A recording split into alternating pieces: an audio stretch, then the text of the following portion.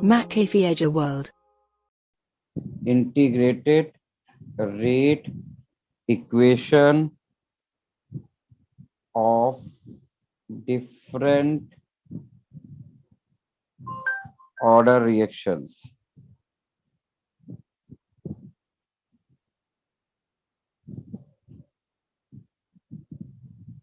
ठीक है, तो हमारा ये नेक्स्ट टॉपिक है। इस चैप्टर से जो मैक्सिमम क्वेश्चन आते हैं वो इसी सेगमेंट से आते हैं। ठीक है, तो हमने प्रीवियस क्लास में रेट कैलकुलेट करना सीखा था और रेट लॉ लिखना सीखा था। आज हम लोग एक ऑर्डर ऑफ रिएक्शन के हिसाब से उनके कुछ एक नई इक्वेशंस हम लोग डिराइव करेंगे और उनको यूज करेंगे फॉर कैलकुलेशन पर्पस।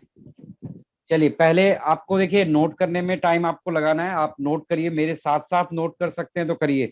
मैं अलग से नोट करने का टाइम नहीं दूंगा और क्लास के बाद मैं ये पीडीएफ ग्रुप में डाल दूंगा, आप वहां से फेयर कर सकते हैं। ठीक है, तो अभी आप अगर जो लोग लिख भी सकते हैं, समझ सकते हैं, देन बेटर है कि वो दोनों चीजें करते रहें। लेकिन जिन लोगों को लगता है नहीं कि वो लिखना चाहते हैं या फिर सुनना चाहते हैं, कोई एक ही काम कर सकते हैं, तो वो सिर्फ सुने। चलिए, सबसे पहली हेडिंग आपको इसमें देनी है जीरो ऑर्डर रिएक्शन। सबसे पहले हम लोग कौन सी रिएक्शन को पिक कर रहे हैं? जीरो ऑर्डर रिएक्शंस को पिक कर रहे हैं। जैसे मैं डेराइव कर रहा हूं, आपको वो मेथड ऑब्जर्व करना है, क्योंकि अभी आपको वो रिएक्शन खुद करके दिखानी होगी मुझे। लेट अस सपोज मैंने एक रिएक्शन ले ली है, A gives P.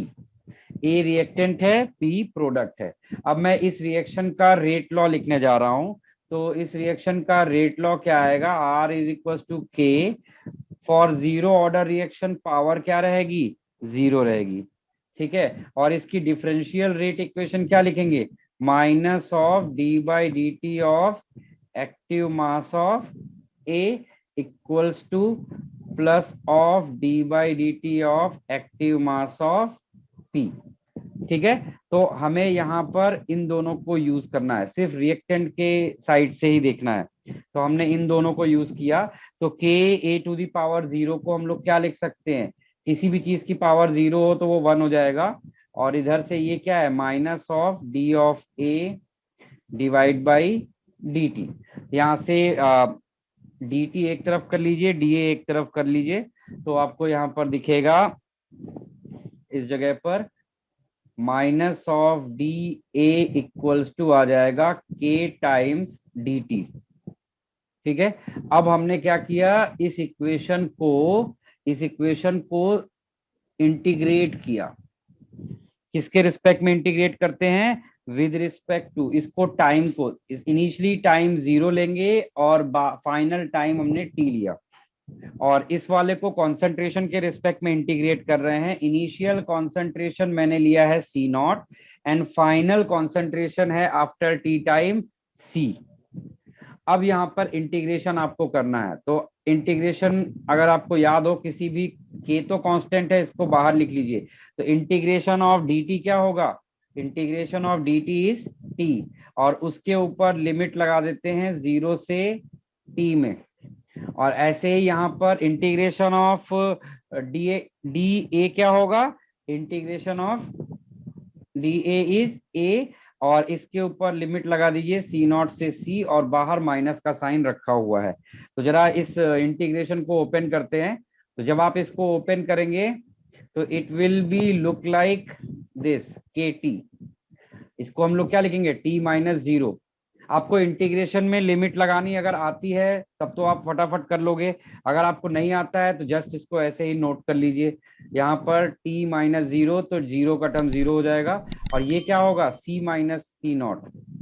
Here this will be C minus C naught. अब माइनस साइन अंदर ले जाएंगे तो ये इक्वेशन क्या बन जाएगी? C naught minus C equals to K T. ये आपके पास जो अभी यहाँ पर आपको दिख रही है, इसको ही हम लोग बोलते हैं integrated rate equation of zero order reaction. C naught minus C equals to K T, where C naught क्या है? यहाँ पर C naught is initial concentration, आप अमाउंट भी कह सकते हैं। सी हो गया concentration at time T, time T का कॉन्सेंट्रेशन, और के आपको पता है के इज रेट कांस्टेंट। ठीक है भाई, तो ये हमारा जीरो ऑर्डर रिएक्शन था, इसकी इंटीग्रेटेड इक्वेशन ऐसे आएगी। इसके बाद इसमें एक और टर्म इंट्रोड्यूस होता है, the term is called as half life. आपने इससे पहले कभी ये टर्म सुना है, हाफ लाइफ, किसी ने भी? हाँ सर। हाफ लाइफ पीरियड की डेफिनेशन ये होती है, सिंपल डेफिनेशन समझिए, फिर इसको हम लोग प्रॉपर लिखेंगे। जितने समय में कोई भी सब्सटेंस अपने ओरिजिनल अमाउंट का हाफ रह जाता है, that time interval is called half life. ठीक है, चलिए अब इसकी प्रॉपर डेफिनेशन लिख लेते हैं। The time required, the time required to reduce its initial concentration, its initial concentration of reactant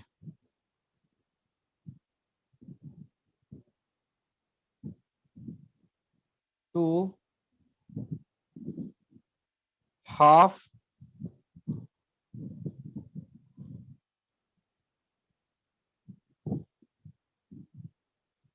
the time required to reduce its initial concentration of reactant to half is called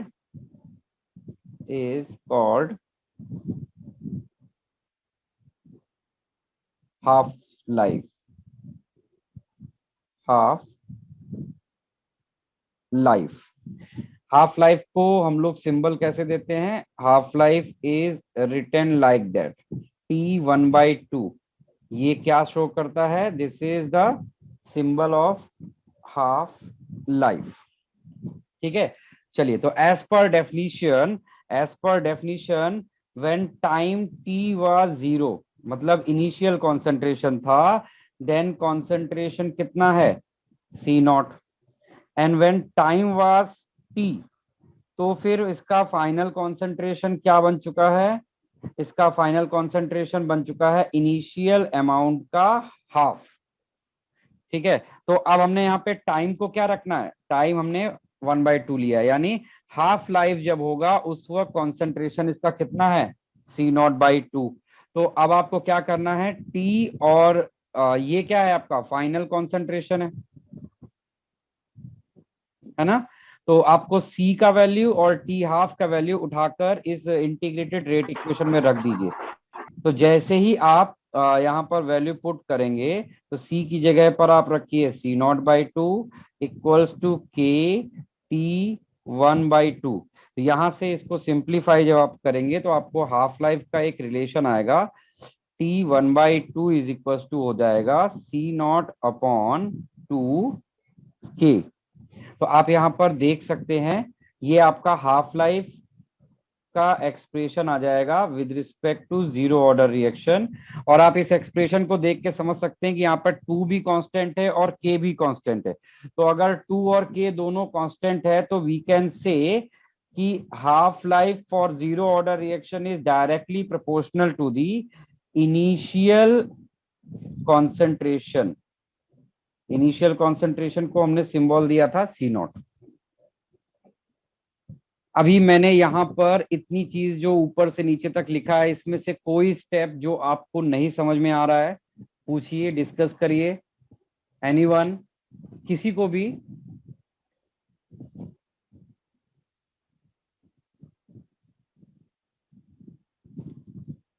no doubt, good.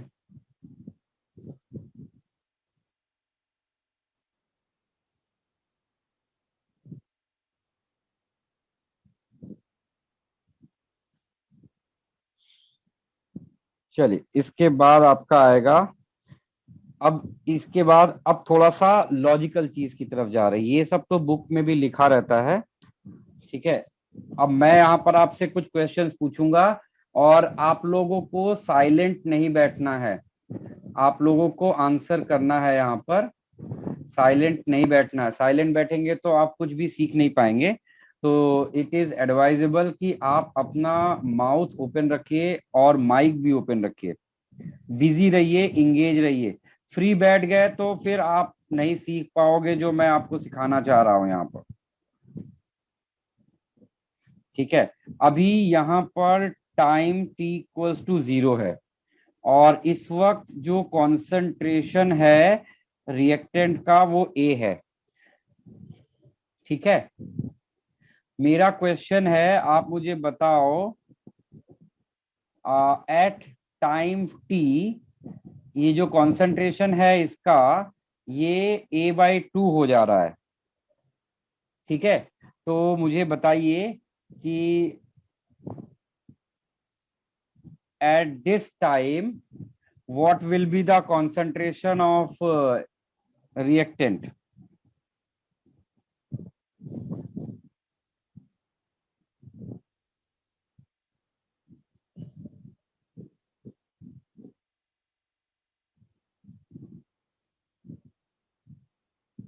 बोले भाई, what will be the concentration at 2t time? Think. Sir, A/4. A by 4. no बेटा, wrong. आप A/4 बोल रहे हो, इसका मतलब है कि ये जो रिलेशन है वो इनिशियल कॉन्सेंट्रेशन पे डिपेंड नहीं कर रहा। सी, आपको यहाँ पर मैंने बोला कि जब टाइम t था, एट टाइम t, ठीक है, तो क्या हुआ, ये अपने इनिशियल अमाउंट का हाफ स्पेंड हो गया। ठीक है, इनिशियल अमाउंट का हाफ स्पेंड हो गया, और यानी इसका मतलब ये t क्या रहा होगा, ये क्या रहा होगा, हाफ लाइफ रहा होगा। यानी एक हाफ लाइफ में वो कितना स्पेंड होता है, A/2, और यहाँ पे ये हमेशा A/2 स्पेंड होगा क्योंकि ये इनिशियल अमाउंट पर डिपेंड करता है, हमेशा विद रिस्पेक्ट टू इनिशियल चलेगा। तो अगर मैंने बोला कि एट टाइम t+t, यानी इस पे, तो अब जो कुछ भी तुम्हारा बचा हुआ था उसमें से भी अगेन नेक्स्ट हाफ लाइफ में अगेन वो A/2 ही स्पेंड होगा। इन नेक्स्ट हाफ लाइफ वो अगेन कितना स्पेंड होने वाला है, A/2। तो आंसर इज 0।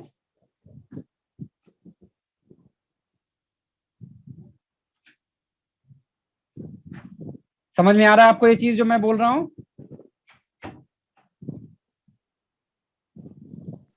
हाँ सर।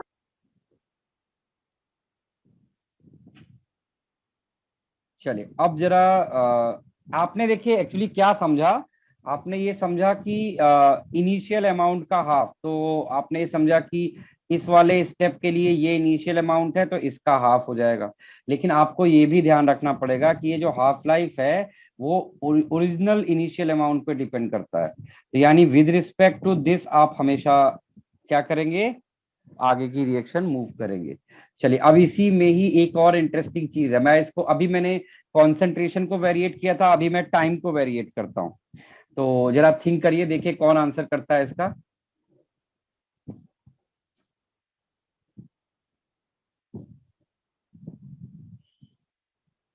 मैंने यहाँ पर इनिशियली टाइम लिया है 0 और इस वक्त कॉन्सेंट्रेशन A है। अब इसके बाद मैंने दूसरा यहाँ पे टाइम लिया है T, टाइम T पर कॉन्सेंट्रेशन इसका हो गया है A/2। तो मुझे बताइए कि T/2 टाइम पर कितना कॉन्सेंट्रेशन होगा, T/4 टाइम पर कितना कॉन्सेंट्रेशन।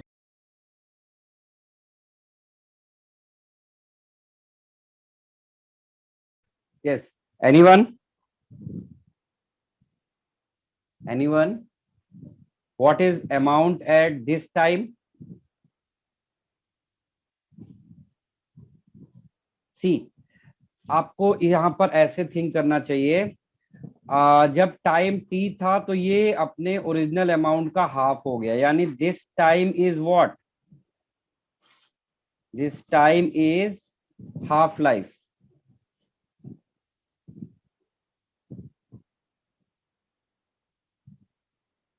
Sir A/4। हाँ, इसका आंसर यहाँ पे आएगा A/4। यानी ये जब टी टाइम लेता है तो 1/2 होगा, तो उसके आधे समय में ये उसका आधा बनेगा। ठीक है, और ये उसके भी आधे समय में अगर जाएंगे तो ये कितना जाएगा? A/8। इस तरह के क्वेश्चंस आते हैं एग्जाम में, तो आपको इस तरह की थिंकिंग अपने अंदर डेवलप करनी पड़ेगी। चलिए, इसके बाद हम लोग यहाँ पे अभी कुछ ग्राफ्स आएंगे, आपको ग्राफ वो प्लॉट करने हैं। ठीक है, मैं यहाँ पर आपको कुछ कंडीशंस दे रहा हूँ, आपको वो ग्राफ प्लॉट करना है।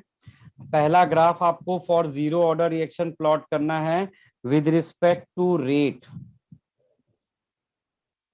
रेट एंड कॉन्सेंट्रेशन का ग्राफ प्लॉट करना है फॉर जीरो ऑर्डर रिएक्शन। दूसरा आपको ग्राफ प्लॉट करना है concentration versus time graph, concentration versus time graph.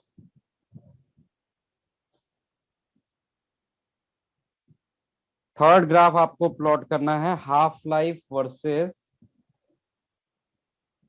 Initial concentration C0 के साथ में आपको ग्राफ प्लॉट करना है।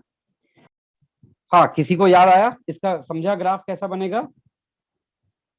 जीरो ऑर्डर रिएक्शन के लिए अगर आपने रेट लॉ देखा होगा तो रेट लॉ आता है R = K is what? Constant है, यानी कॉन्सेंट्रेशन आप कुछ भी रखिए, R का वैल्यू हमेशा कांस्टेंट रहेगा। तो इसका ग्राफ कैसा आएगा? इसका ग्राफ कांस्टेंट ग्राफ आएगा, लाइक दैट। यानी आप कॉन्सेंट्रेशन कितना भी बढ़ाते जाइए, rate will remain constant for zero order reaction. ये सबको समझ में आ रहा है ये मैंने कैसे लिखा? आप कॉन्सेंट्रेशन को कितना भी इंक्रीज करिए, रेट विल रिमेन कांस्टेंट, क्योंकि यहाँ पर आपके रेट के एक्सप्रेशन में कांस्टेंट का कोई, कॉन्सेंट्रेशन का कोई टर्म ही नहीं होता, यानी वो कॉन्सेंट्रेशन से इंडिपेंडेंट हो चुका है। कौन? Zero order reaction. अच्छा, और जब हमने कॉन्सेंट्रेशन वर्सेस टाइम ग्राफ बनाया तो उसके लिए हमने क्या देखा? हमने जो इंटीग्रल इक्वेशन डिराइव की थी C0 - C = KT, तो यहाँ पर हमने concentration C versus time graph पूछा है आपसे। ठीक है, तो आपको क्या करना है, जिसको हमने y एक्सिस पे लिया है उसको y ले लीजिए, और जिसको x एक्सिस पर लिया है उसको x ले लीजिए। तो अगर आप इसको कुछ इस तरह से लिखिए, इसको इधर ले जाइए, इसको इधर ले आइए, तो आपका ये बनेगा C = -KT + C0, है ना? और अगर आप ध्यान देंगे ये y = -mx + c का ग्राफ बन जाएगा। और y = -mx + c का ग्राफ कैसा आता है? स्ट्रेट लाइन, स्ट्रेट लाइन, और जिसमें y एक्सिस इंटरसेप्ट कितना होता है? जितना भी ये लिखा है, this is your y axis intercept C0। और यहाँ पर स्लोप कितना है? स्लोप, अगर आप यहाँ पे स्लोप देखेंगे तो slope is how much? -k। समझा कैसे ग्राफ प्लॉट करना है आपको? और लास्ट वाला जो है, लास्ट वाले ग्राफ में आपने देखा था कि हाफ लाइफ और C0 का क्या रिलेशन है? Half life is equal to C0/2k। ठीक है, तो 1/2k तो कांस्टेंट है, तो ये अगर हमने हाफ लाइफ को y लिख लिया और C0 को x, तो ये y = mx नहीं बन जाएगा? y = mx, तो ये ग्राफ कैसा आएगा? Straight line passing through origin. समझा भाई? हाँ सर। ठीक है, इस तरह से आपको थिंक करना होता है। तो मैंने ये सारे इसलिए बना के दिखाए हैं, जीरो ऑर्डर में मैंने हर एक एनालिसिस आपको करके बताया है, इसलिए क्योंकि अगला वाला आपको करना है, क्योंकि जब आप अपने आप करोगे तभी सीखोगे। मैं कर दूंगा, आप कॉपी पेस्ट कर लोगे, आपको कुछ नहीं आएगा। इट इज एडवाइजेबल कि आप अपने आप ट्राई करिए। तो नेक्स्ट मैं करने जा रहा हूं, आपको ये वाला अगर समझना है, किसी को समझने में कोई दिक्कत है आप फिर से पूछिए, कितने भी टाइम पूछिए। I am ready for any kind of nonsense and silly question. तो आप क्वेश्चन मैं बताने के लिए तैयार हूं तो आप पूछने के लिए तैयार रहिए, कोई हेजिटेशन मत रखिए बिल्कुल किसी भी तरीके का। चलिए, इसके बाद हमने जीरो ऑर्डर रिएक्शन कंप्लीट कर लिया है, और सबसे ज्यादा एग्जाम में जो आता है वो है हमारा फर्स्ट ऑर्डर रिएक्शन। तो अब हमारा पूरा फोकस है फॉर फर्स्ट ऑर्डर रिएक्शन। इसको मैं नहीं बताऊंगा, ये आपको अपने आप करके दिखाना है।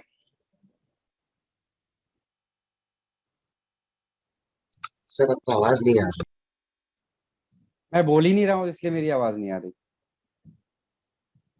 मैंने आपके ऊपर छोड़ा है करने के लिए, बट फिर मुझे लगा कि शायद कुछ लोगों को इंटीग्रेशन में दिक्कत हो सकती है, इसलिए मैंने इंटीग्रेशन तक वाला स्टेप यहाँ पे करके दिखा रहा हूं।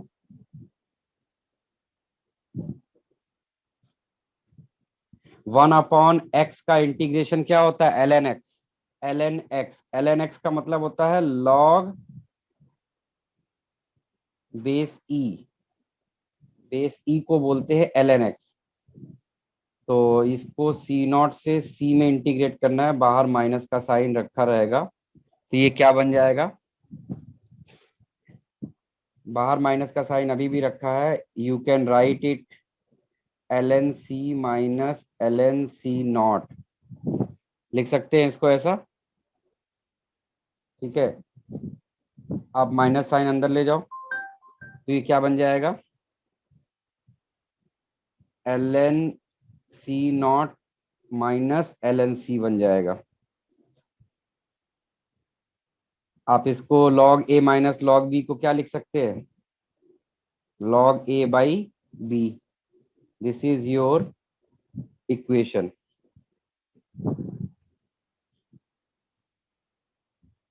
काफी हद तक मैंने आपको करके दे दिया है। आप अब चाहो तो इसको हम लोग ऐसे भी लिख सकते थे, ये log बेस ई है तो log बेस ई को we can write it like E to the power K T is equals to C naught upon C, है ना, सी नॉट अपॉन सी। तो यहां से हम लोग लिख सकते हैं C is equals to C naught times E to the power minus K T.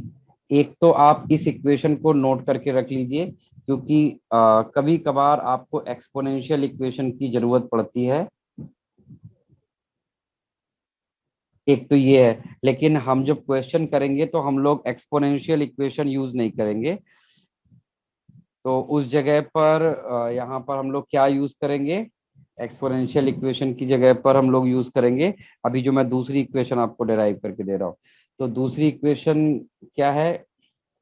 दूसरी इक्वेशन ये है कि जो वापस मैं इसी के पास जा रहा हूँ, K T is equals to L N C naught upon C. और आपको अगर कुछ पीछे का याद हो, अगर हम log बेस ई को log बेस 10 में कन्वर्ट करना चाहते हैं तो हमें क्या करना होता है? हमें 2.303 से मल्टीप्लाई करके ऐसा लिखना होता है। तो log बेस ई की जगह पर आप लिख दीजिए log बेस 10, बट बाहर क्या आ जाएगा? यहाँ पर आपका बाहर यहाँ पे क्या आ चुका होगा? 2.303, और अंदर रहेगा सी नॉट अपॉन सी, और this is equals to K T, है ना। तो अब मैं फाइनली इसको लिख रहा हूं इस तरीके से जो आपको याद रखना है, K is equals to 2.303 upon T log of C naught upon C. यहाँ ध्यान रखिएगा ये लॉग क्या है? This is log base 10। ये है आपका फर्स्ट ऑर्डर की इंटीग्रेटेड इक्वेशन जिसको आप यूज करते हैं फॉर प्रॉब्लम सॉल्विंग। इसमें देख लीजिए किसी को समझने कोई कंफ्यूजन नहीं है किसी को भी? सबको समझ में आ गया ये चीज कैसे हुआ?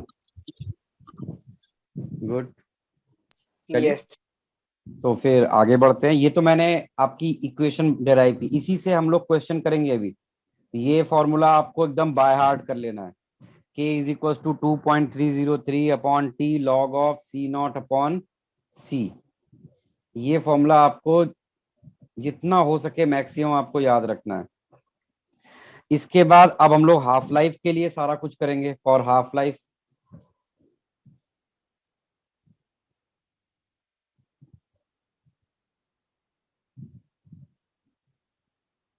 तो हमें पता है कि फॉर हाफ लाइफ पीरियड हम लोग टाइम को किससे डिनोट करने वाले हैं? Time will replace by T1/2 and जो फाइनल कॉन्सेंट्रेशन है it will be replace by C0/2। तो बस आप अपने रिलेशन में जाइए और वहां पर ये दोनों वैल्यूज रख दीजिए। तो K इज इक्वल टू क्या आ जाएगा? 2.303 upon T1/2 log of C0 की जगह पर C0 रहने दीजिए, C की जगह पर डाल दीजिए C0/2। तो बाई 2 करेंगे तो 2 ऊपर चला जाएगा। ये आप सॉल्व करो तो ये log 2 आएगा। log 2 का वैल्यू क्या होता है? 0.3010 और बाहर क्या है यहाँ पर? 2.303 divide by T1/2।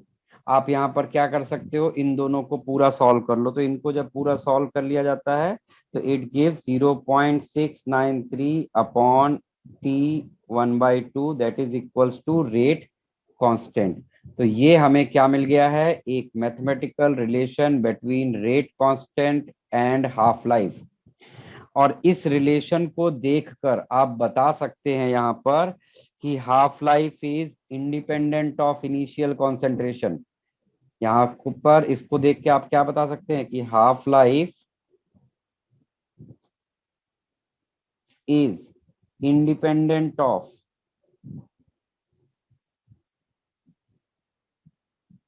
Initial concentration. ठीक है भाई। तो यहाँ पर ये जो हाफ लाइफ है आप देख सकते हैं इस हाफ लाइफ के पूरे रिलेशन में कॉन्सेंट्रेशन का कोई टर्म ही नहीं है। इससे क्या पता चला आपको कि यहाँ पर जो हाफ लाइफ है वो इनिशियल कॉन्सेंट्रेशन से पूरी तरह से इंडिपेंडेंट है।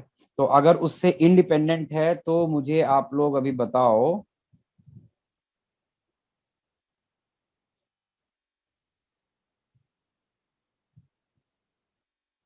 मैं यहाँ पर कुछ आपको टाइम के वेरिएशंस दे रहा हूँ, आपको मुझे बताना है। इनिशियली टाइम वाज 0 और कंसंट्रेशन इज A।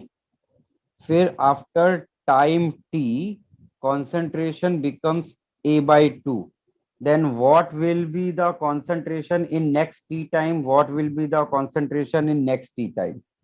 ये आपको चलिए तो ये आपको यहाँ पर अभी मैं 3 ग्राफ्स दे रहा हूँ प्लॉट करना। इसका आंसर अभी आपको देना है। जब तक आप आंसर दे रहे हो उतनी देर में मैं यहाँ पर आपको ग्राफ दे देता हूँ कि कौन कौन से ग्राफ आपको प्लॉट करने हैं। सबसे पहला है यहाँ पर LNC वर्सेस टाइम ग्राफ। दूसरा आपको ग्राफ बनाना है कंसंट्रेशन वर्सेस टाइम ग्राफ। और तीसरा आपको बनाना है यहाँ पर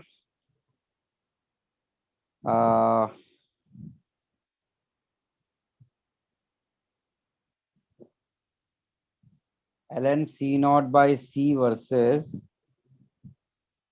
time graph.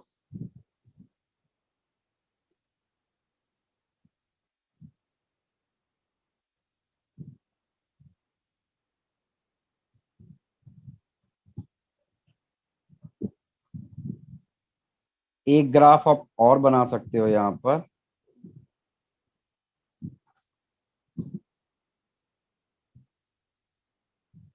That is rate versus time graph.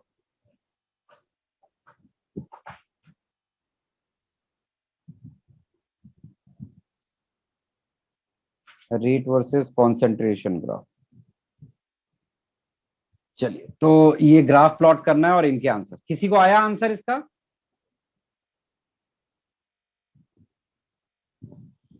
Anyone who wants to share? Sir A/4। बिल्कुल सही, करेक्ट। इसका आंसर है A/4। इस वाले का आंसर सर A/8 A/8। देखिए कैसे हुआ, टाइम टी पर ये A/2 हो गया, इसका मतलब जो टाइम टी है ये हाफ लाइफ है। इससे हमें पता चला कि time T is half life, लेकिन हाफ लाइफ इनिशियल कॉन्सेंट्रेशन से इंडिपेंडेंट है। अगर आप यहाँ रिलेशन को देखेंगे, ठीक है, तो हाफ लाइफ अगर इनिशियल कॉन्सेंट्रेशन से डिपेंडेंट है तो वो इस ए पर अब डिपेंड नहीं करेगा। तो for next half life this become initial concentration, तो इसका हाफ, फिर फॉर नेक्स्ट हाफ लाइफ ये इसका इनिशियल कॉन्सेंट्रेशन हो जाएगा और इसका हाफ। तो आपने यहां से क्या ऑब्जर्व किया कि आप अगले टाइम तक आप जाते जाएंगे, ये रिएक्शन क्या कभी भी फिनिश होगी?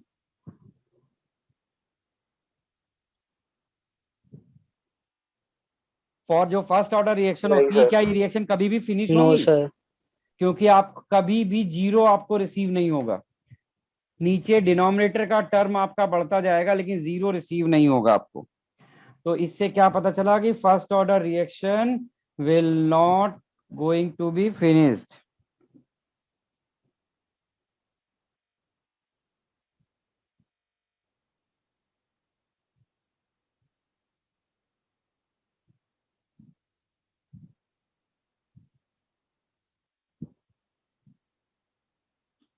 अच्छा, और जीरो ऑर्डर रिएक्शन बताइए, क्या जीरो ऑर्डर रिएक्शन फिनिश होगी?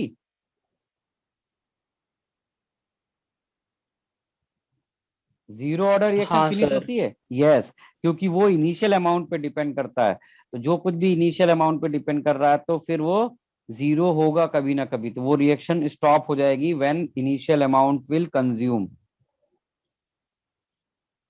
चलिए अभी ये ग्राफ प्लॉट करने हैं। आपको पहला ग्राफ बनाना है LNC वर्सेस टाइम ग्राफ। तो जब भी आपको जिस चीज का ग्राफ बनाने को बोला जाए, आपको हमेशा उसका रिलेशन ढूंढना चाहिए।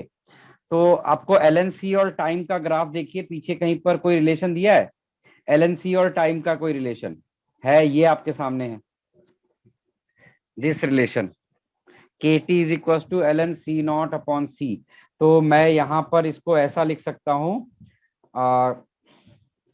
ये वाला आप इक्वेशन लिख लीजिए जो यहां पर लिखा हुआ है, KT इक्वल्स टू, ये वाले को आप यहां पर लिख लीजिए। अब इस वाली इक्वेशन को देखिए, आपको LNC को लेना है y और t को लेना है x, ठीक है। तो y को पॉजिटिव बना लेते हैं, इसको इधर ले जाते हैं, इसको इधर ले जाएंगे, तो ये y is equal to minus KT plus LNC0 बनेगा। क्या बनेगा? y is equal to minus KT। y क्या है हमारा यहाँ पर?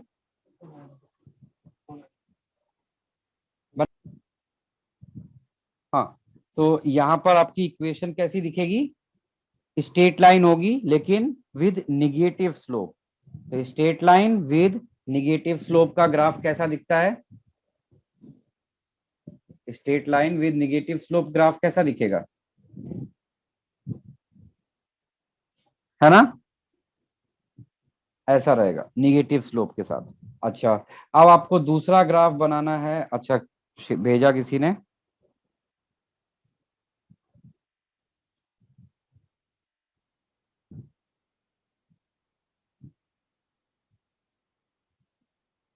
काव्या, तुम्हारा दोनों ग्राफ सही था। बाकी लोग भी बनाइए भाई, ट्राई क्यों नहीं कर रहे हो आप ग्राफ बनाने का?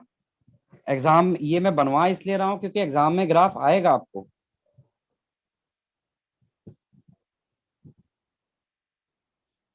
करेक्ट है तनय, तुम्हारा बिल्कुल सही, करेक्ट, गुड।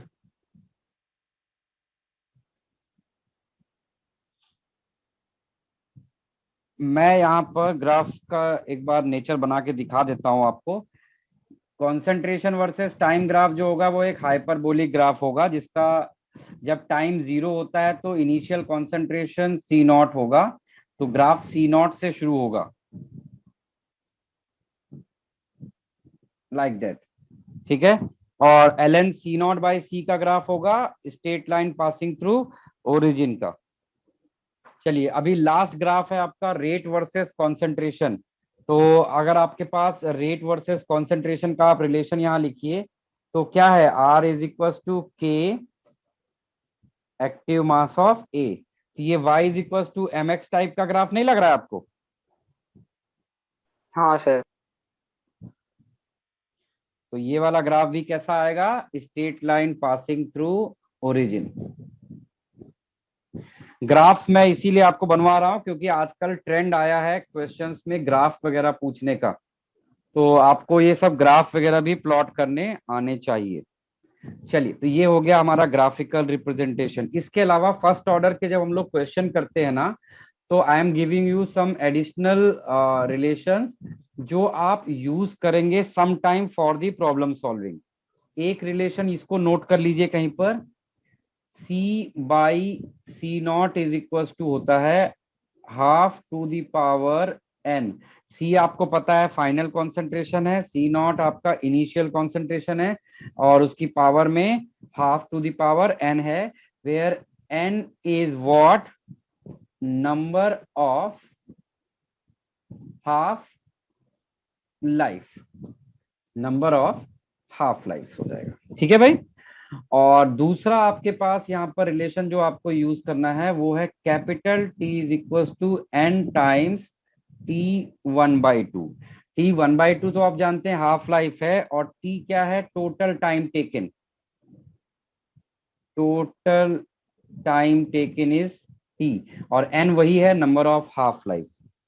तो कभी कभार आपको इन फॉर्मूलाज की जरूरत पड़ेगी। बेसिकली ये फॉर्मूले की आपको जरूरत पड़ती है न्यूक्लियर केमिस्ट्री में। न्यूक्लियर केमिस्ट्री में आपको इस फॉर्मूले की कई बार जरूरत पड़ेगी। और all radioactive reactions are first order reactions, ये भी कहीं पर लिख ही लीजिए। All radioactive reactions are first order reaction.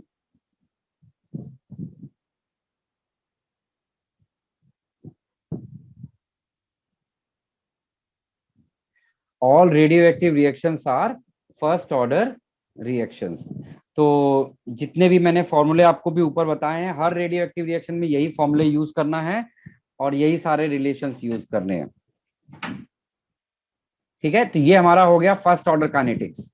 Mainly हमारा जो सबसे ज्यादा क्वेश्चन आते हैं वो फर्स्ट ऑर्डर काइनेटिक्स के ही क्वेश्चंस होते हैं।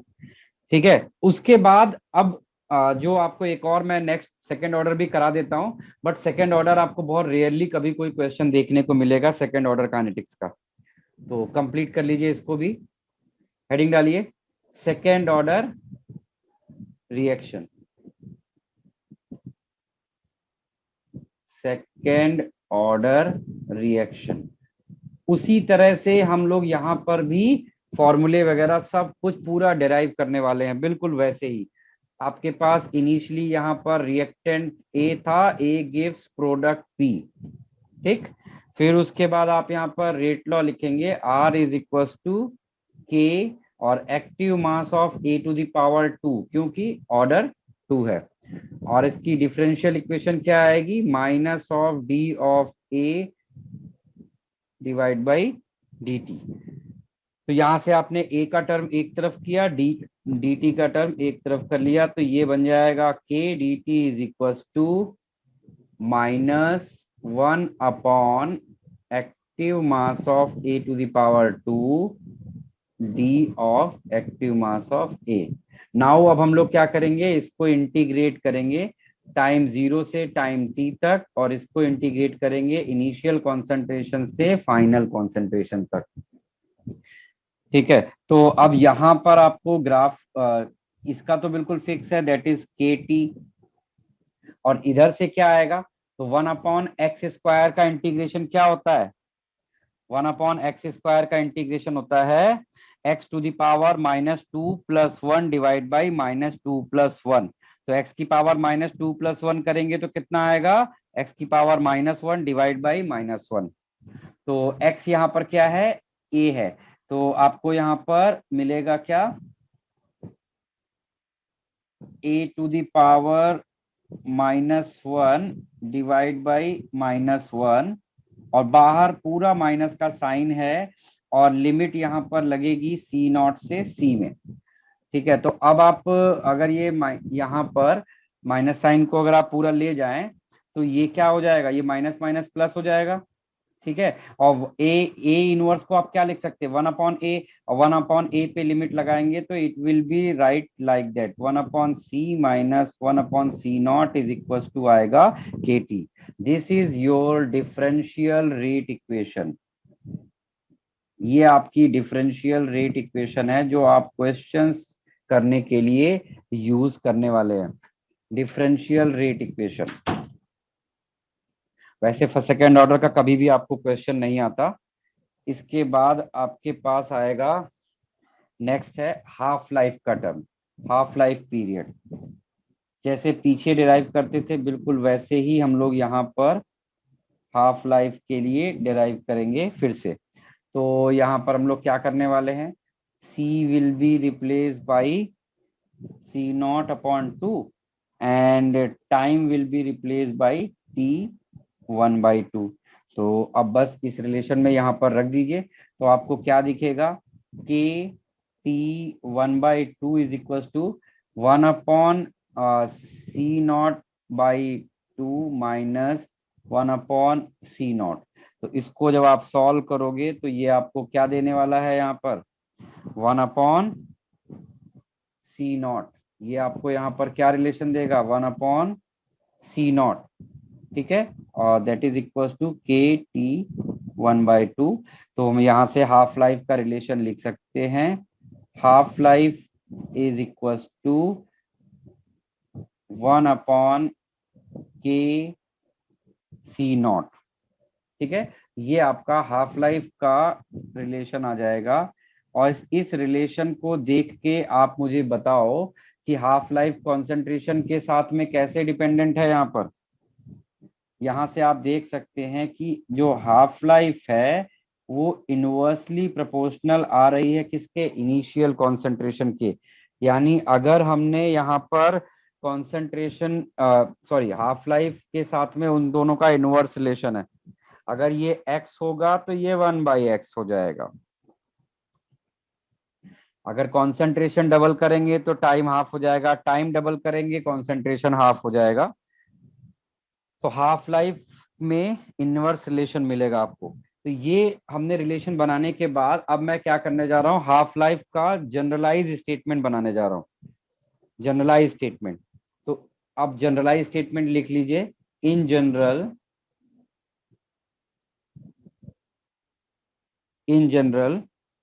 for nth order reaction,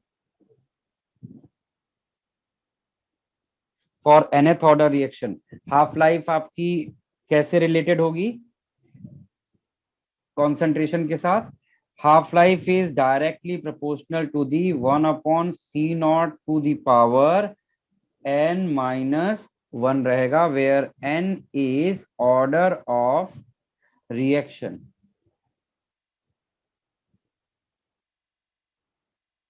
where n is order of reaction, ठीक है भाई, n is order of reaction। आप चाहो तो इसको वैलिडेट कर लो, एक बार n की जगह पे आप 0 रखिए तो ये t हाफ डायरेक्टली प्रोपोर्शनल आ जाएगा c0 के। अगर आप n की जगह 1 रख देंगे तो t हाफ c0 से इंडिपेंडेंट हो जाएगा। आप n की जगह पर 2 रख दीजिए तो t हाफ इनवर्सली प्रोपोर्शनल आ जाएगा, ठीक है। आप इस तरह से किसी भी nth ऑर्डर रिएक्शन के लिए कैलकुलेट कर सकते हैं, इस रिलेशन को याद रहेगा। तो अगर आपके पास एक से ज्यादा हाफ लाइफ है फॉर सेम ऑर्डर रिएक्शन तो हम लोग उसको कैसे यूज करेंगे, हम लोग उसको ऐसे लिख सकते हैं, T1/T2 is equal to C0 of 2 divide by C0 of 1, और पूरे की पावर कितना आएगा, n-1। आपको इस पर बेस्ड क्वेश्चन भी आगे जाके मिलेंगे तो वो सारे आपको सॉल्व करने होंगे। चलिए, तो ये हमारा सेकेंड ऑर्डर रिएक्शन के लिए पूरे रिलेशन थे। इसमें कोई चीज जो आपको कम समझा हो, आप कुछ डिस्कस करना चाहते हो, एनीथिंग?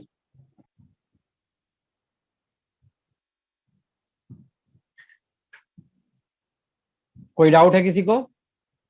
नहीं? गुड, अच्छी बात है। चलिए, तो हमारा थ्योरी खत्म है।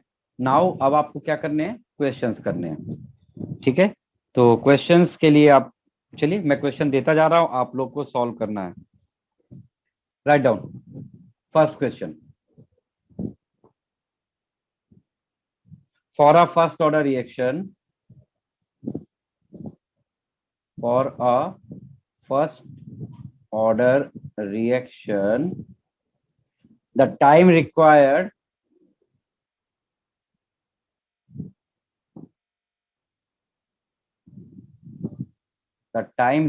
for 99.9% of the reaction, 99.9% of the reaction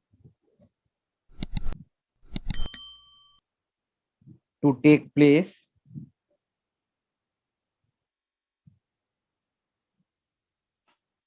is about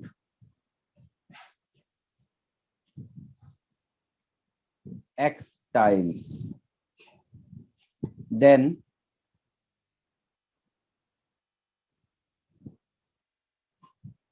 x times then that of, then नहीं है, then है, sorry, it's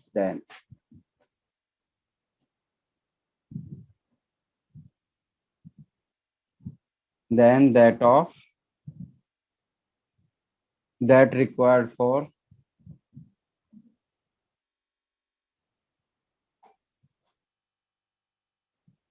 half the reaction.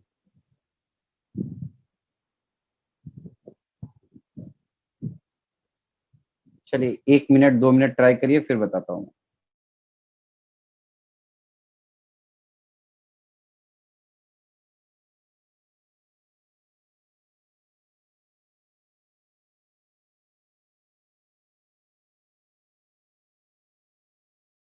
Try किया आपने? आप लोगों ने ट्राई किया इसको?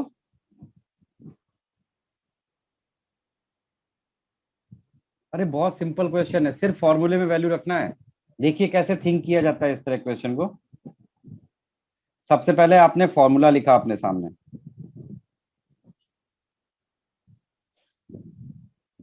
फर्स्ट ऑर्डर रिएक्शन के लिए ये रिलेशन होता है आपके पास. यहां पर बोल रहा है कि क्वेश्चन में कि 99.9% of reaction takes place. 99.9% reaction हो गई, तो इनिशियली अगर हम इनिशियल अमाउंट को 100% ले लें तो फाइनल अमाउंट क्या हो जाएगा? फाइनल अमाउंट होगा 100% में से 99.9% को सब्ट्रैक्ट कर दीजिए, तो ये कितना आ गया? 0.1. ठीक है, अब बस यहां पर आप वैल्यू रख दीजिए, तो आपको रिलेशन मिलेगा 2.303 अपॉन टाइम टी. टाइम को यहाँ पर हमें टाइम के रिस्पेक्ट में निकालना है ना, तो टाइम को इधर लिख देते हैं, के को इधर लिख देते हैं. Log of C naught upon C.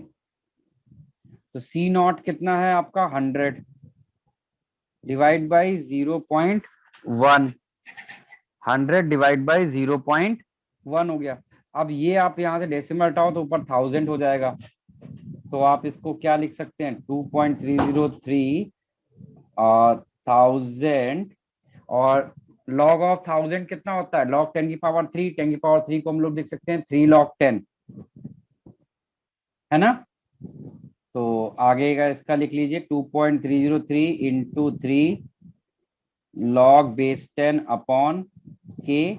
ये आपको टाइम आ गया, इसको आप इक्वेशन 1 बना लीजिए. फिर कह रहा है कि ये जो x टाइम्स है वो किसका है? हाफ ऑफ द रिएक्शन का जो टाइम था, यानी हाफ लाइफ का रिलेशन आपसे बोल रहा है. तो हाफ लाइफ का रिलेशन आपको डायरेक्टली पता होता है कि 0.693 अपॉन के होता है. This is your second equation. आपको क्या करना है? इन दोनों को डिवाइड कर दीजिए. Divide by equation 1 divide by 2. तो दोनों को डिवाइड करोगे तो k से k कट जाएगा, तो आपको यहां पर मिलेगा t divide by t 1/2 is equal to, यहां पर क्या बचेगा? ध्यान से देखिए, k कट गया और ऊपर बचेगा इंटू 2.303 और नीचे क्या है 0.693। आपको अगर याद हो जो हमने डेरिवेशन किया था तो 0.693 is nothing but 0.693 is nothing but what 2.303 into 0.3 है ना। 0.3 मतलब log 2। तो अब आपका ये और ये देखिए कट गया और इसको आप आगे सॉल्व करेंगे तो ये आपका आएगा 10:1 यानी डेसिमल हटाइए 30 3 से 30 को डिवाइड करोगे तो 10 तो t इज इक्वल टू आएगा 10 टाइम्स ऑफ दिस और ये x की वैल्यू कितनी आ गई आपके लिए 10। यही आपको यहाँ पर कैलकुलेट करना था। देख लीजिए मेथड में कोई चीज आपको अगर नहीं समझी हो तो बताइए भाई। मेथड में कोई चीज आपको नहीं समझ में आया है तो डिस्कस करिए। अब जैसे मैंने यहाँ परसेंटेज में दिया था तो हमने इनिशियल 100 लिया। अगर यहाँ पर फ्रैक्शन बोल दे लाइक बोला कि 1/4 ऑफ द रिएक्शन कंप्लीटेड तो हम इनिशियल को 1 ले लेंगे और फाइनल क्या हो जाएगा 1 में से 1/4 सब्ट्रैक्ट कर दीजिए 3/4 बचेगा।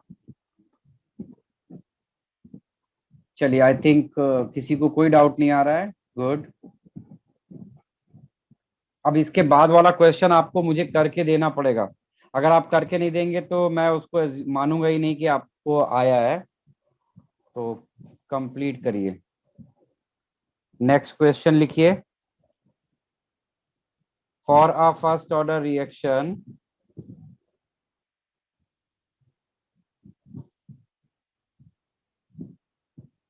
Calculate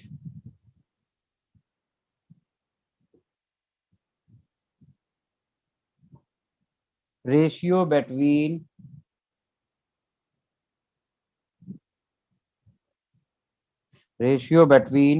time taken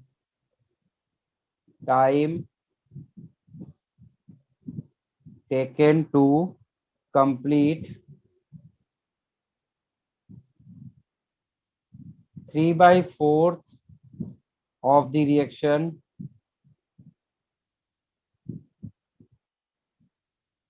and time taken to complete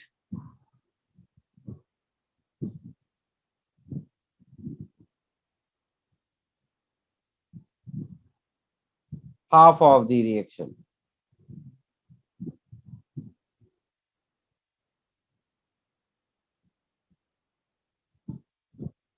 एक ये क्वेश्चन करिए, एक और दे रहा हूं आपको, वो भी आपको करना है। एक साथ ही दोनों 2-3 क्वेश्चन आपको देते हैं जो सिमिलर पैटर्न पर बेस्ड होंगे जो आपको सॉल्व करने हैं। आपने ये जो क्वेश्चन किया है वो कौन सा क्वेश्चन है? फर्स्ट है, सेकंड है, कौन सा है? सर फर्स्ट वाला। तो फर्स्ट वाले में बेटा आपने मिस्टेक किया है। फर्स्ट वाले में तुमने a minus X is equal to a/2 कैसे लिखा है? अच्छा वो तुमने हाफ लाइफ डेराइव किया है। अच्छा अच्छा ठीक है।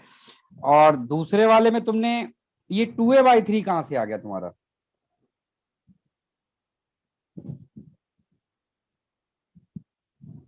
देखो यहां पर क्या बोला है कि 3/4 ऑफ द रिएक्शन कंप्लीटेड। तो अगर इनिशियली तुम्हारा कितना रहा होगा a या 1, इनिशियली अगर 1 लोगे तो 3/4 कंप्लीट होने के बाद कितना बचेगा? 1/4 बचेगा। 1 में से 1/4 सब्ट्रैक्ट करोगे। तुमने यहाँ पर लिखा है 2a/3। ये बाई 3 कैसे आया? हमने तो कुछ ऐसा दिया ही नहीं तुम्हें। सर वो गलती से लिख दिया। हाँ तो करेक्ट करो वो, वहां पे जहां पे तुमने लिखा है ना 2a/3 वहां पर तुम्हें लिखना है a/4। ठीक है, वहां पर क्या लिखोगे?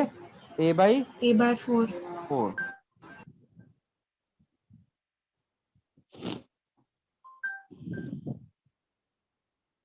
करेक्ट करो, बाकी सॉल्व भी करके दिखाओ, सेकंड और थर्ड वाला भी।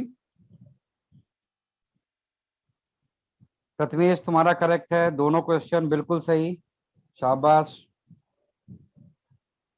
काव्या तुम्हारा भी दोनों करेक्ट था। रुचित तुम्हारा भी दोनों करेक्ट है। तो मेरे पास काव्या, रुचित, प्रथमेश 2 लोगों के 3 लोगों के 2 क्वेश्चन के आंसर आ चुके हैं। बाकी लोग भी शेयर करिए फर्स्ट वाले का जो आंसर है वो है आपका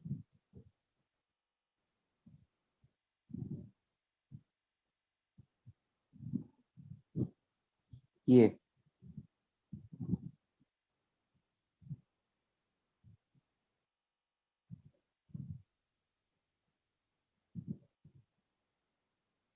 लास्ट वाला आंसर किसी को भी नहीं आया। देखिए कैसे करेंगे। आपको मैंने हाफ लाइफ और इनिशियल कंसंट्रेशन में एक रिलेशन दिया था कि half life is inversely proportional to the initial concentration to the power n-1। ऐसा मैंने आपको रिलेशन दिया हुआ है और पीछे बताया भी था आपको कि T1/T2 अगर हम लोग लिखेंगे तो हम लोग इसको लिख सकते हैं C2/C1 to the power n-1। तो हमारे पास इनिशियली टाइम दिया था 175 सेकेंड और बाद में टाइम कितना दिया है 75 सेकेंड और इनिशियली कॉन्सेंट्रेशन कितना दिया था 0.15 और बाद में 0.35 और टू दी पावर n-1। तो अब जरा इसको सिंप्लीफाई करते हैं। इसको अगर आप सिंप्लीफाई करें तो ये 25 से डिविजिबल होके ये 7/3 बनेगा, ठीक है। और इसको आप सिंप्लीफाई करिए तो ये भी आपका बनता है 7/3 टू दी पावर n-1। और अब आपके सामने क्लियर है कि क्या होने वाला है n-1 इक्वल्स टू 1। तो what is the value of n? n will be equals to 2। बोलिए भाई, समझा कैसे करना है उस क्वेश्चन को? Yes sir. चलिए, तो ये हमने आज जो कंप्लीट किया है ये हमने इंटीग्रेटेड रेट इक्वेशन कंप्लीट किया है।